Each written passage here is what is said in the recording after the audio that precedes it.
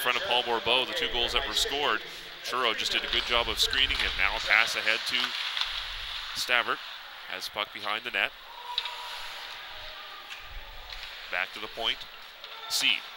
Pass along the boards to Rasmussen. Back to Seed. Fakes a shot over the near side. Casey scores! Chris Casey just wired a shot over Paul Bourbeau. 1-0 Summerside. And that's the 5th goal now that Bourbeau has given up. And again, Bourbeau, you cannot blame him for that one at all. That was a textbook of how you operate a power play. Puck movement from one board all the way across to the other on 2 quick passes. And Chris... Now McDonald working the puck out.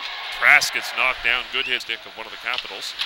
A big hit. Trask just laid. Play. So a good opportunity to extend this lead a little further. Back at the line, Casey just able to keep the puck in.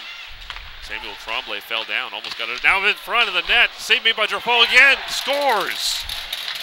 Paul Bourbeau made a miraculous save on the first attempt, but the puck came loose. No one for Longueuil was down low to try and clear that rebound. The Western Capitals now lead this game 2-0. J.P. Harvey finding the back of the net. And how Harvey was allowed to have that much time that close to the net. Picked up by Longueuil. Blanchette along the boards. Trask trying to protect the puck. Big hit. Now we have a retaliatory penalty. 2 guys getting into it. I see Antonacci down on top of one of the Summerside players. Bad blood starting to spill over here. We're only just about 13 minutes into this game. Antonacci being led away by the scruff of his neck. Trying to see, I think it's Rasmussen? No, I believe that's Gallant, who's doing the internationally recognized sign of the glove shake. And it was Gallant that came into the corner, laid a big hit on one of the College Francais de Longueuil players, and Antonacci took exception to it. You saw him as he just went to the penalty box, throwing his glove in a bit of disgust. Corner instead. And that will do it after 20 minutes of play here at the Rapids Link Community Center. The Summerside Western Capitals have a 2-0 lead, and now a bit of rough stuff after the whistle. Parsons had the puck. As the horn sounded, he took a bit of a hit. I believe it was Rasmussen who took exception to that, came over and tackled one of the Longueuil players. It was Morin who delivered the initial hit, and then Morin knew that somebody was coming, so he had his head up, was looking around, and Rasmussen, as you mentioned, came in taking exception to the hit that Parsons took. Now tipped in front of the goal, and Bailey is down. I don't think there was a shot on goal there. Dangerous opportunity, and then Morin just falls down, Benoit rather, falls down. Great opportunity there. Maynard, drop pass for Volpe, shot, scores! No goal, now it's tipped in. And I think Longueuil are going to protest that.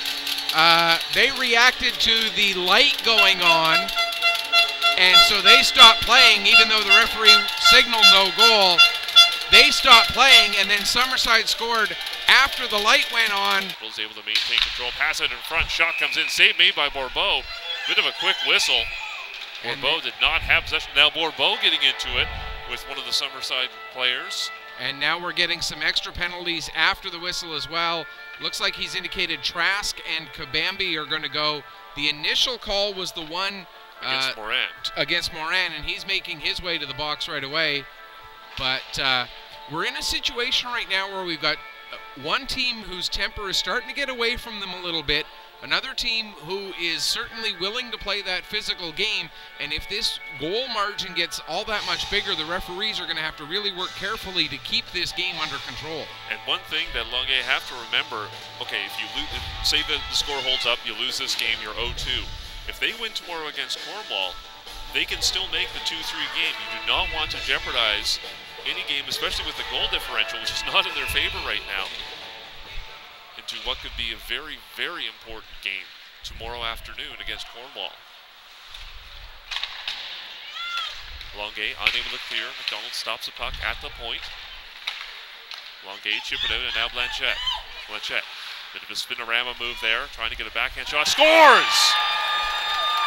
Vincent Blanchette with a beautiful individual effort. Spinorama finds somehow the post on Kevin Bailey. And that's the first goal he's allowed in about 200 minutes. Capitals. Hit, and Casey gets driven right into the stanchion. Shot, scored! No goal. Went off the post and out. The red light came on. At the line for McDonald. That shot went off the stick of Kabambi high. Bourbeau comes out to play it. Falls down a little bit. He takes exception. A bit of contact there. Bourbeau looked like he may have got knocked into or had a bit of a stick tap there by one of the Western Capitals. Still trying to see who it is. In a scrub in the corner once again with 1:53 left here in the second period. I believe it might be, oh, surprise, surprise. Zach Beaton getting into it with somebody. Beaton has been definitely playing with a temper so far today. Little firecracker. But what I want to see right now, this is the first whistle we've had since that play in behind Kevin Bailey.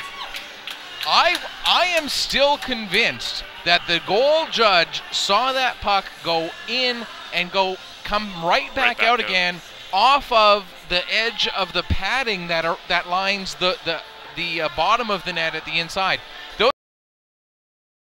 Can't get a shot. Now he comes around Trask, fires it down low. That play was broken up. And it will be Harrod. Gets turned away at center, but now Trask, he takes a shot. Good block there by Atanacci, but Trask is able to get the rebound. Just hangs onto the puck, skates around, killing off a little bit more time, throws it in on goal. That was blocked once again. Maynard, his shot gets blocked. Now bounced off the boards and given away cheaply there to Seed. Maynard will just hang on to the puck as we have the last minute of play here in the third period. And that will do it.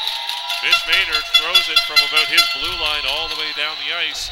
It's a 4-1 lead for the Western Capitals, and that will put the cap on this game. And surprisingly, that is Mitchell Maynard's first point of the tournament. On the near side, takes a shot. Bourbeau with the save, hangs on. Then we get a scrum after the whistle. Warner was going in looking for a rebound. As soon as Bourbeau made the glove save, he stood up and gave Warner a shot to the head.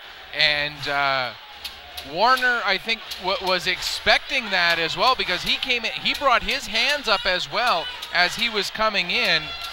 And one of those situations where Bourbeau was ready for it, so too was Warner.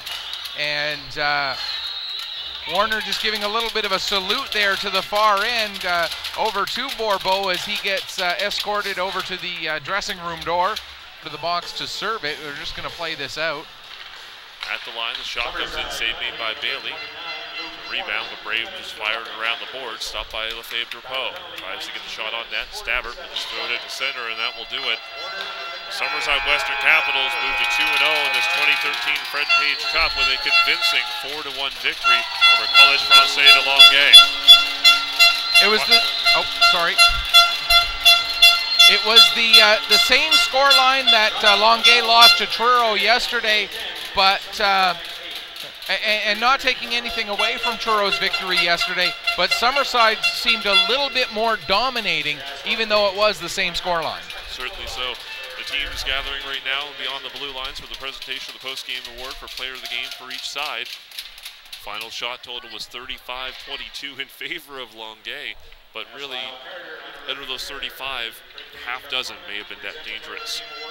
Yeah, I would put it at that number or possibly even a touch lower. And Blanchette does get the player of the game for College Francais de Longueuil, the goal scorer for them. And as we were talking about there in the third period, one of maybe 3 or 4 guys that stood out for that team. So not a big surprise that he was the selection. Kevin Bailey certainly would be deserving, although he was given the selection yesterday. Rasmussen with a pair of assists, certainly a good choice as well. He was involved in a lot of the play along the boards, doing some of the dirty work for the Western Capitals with the 2 assists as well. Very deserving player, and the Summerside fans on their feet right now applauding their team. They congratulate each other after another big win here at the Fred Page Cup. They head off the ice and they get to rest up. It'll be their first evening game tomorrow night when they play the hometown Truro Junior Bearcats.